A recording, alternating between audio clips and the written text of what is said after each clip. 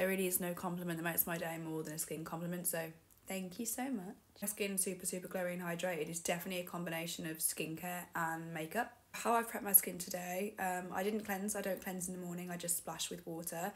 I then go in with the Ordinary Growth Factors serum. Over the top of that I put the Mixun bean essence on.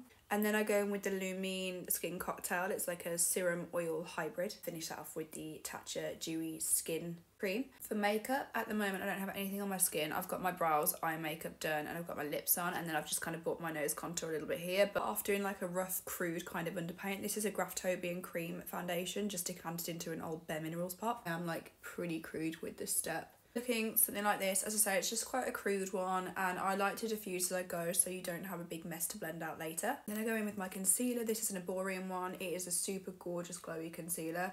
I do wish I had it in a slightly paler shade so I could underpaint properly with it, but just plop it here, under the cheekbones, down the bridge of the nose, a little bit on the forehead.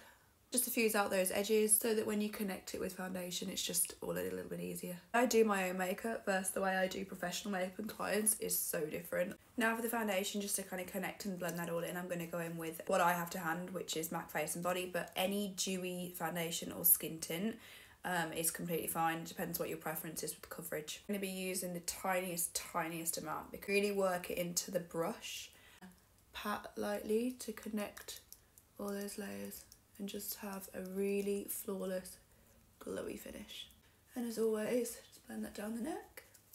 Then with the Huda Beauty blush filter, and I just do 3 tiny dots because this is quite pigmented and can be a little difficult to blend out. Now I really don't want to lose this lovely glow, but at the end of the day, leaving it like this on me is just, it's not going to last a hot second. So I'm going to go in the H&B powder and just put an absolutely tiny amount just on the areas that need it. So for me, it's the creamy areas where the concealer's been, down the sides of my nose, on my chin, and on my forehead and smile lines, and then I'll probably leave it there. Combination to dry skin, so bear that in mind. The powder where you need to for your skin type, and don't worry if you've taken off too much shine, because you're going to go in with a dewy finishing spray. I'm going to go with the Dalba First Serum Spray. Any glowy finishing spray that's going to really like melt and fuse all that product together and take off that powdery look is going to be fine.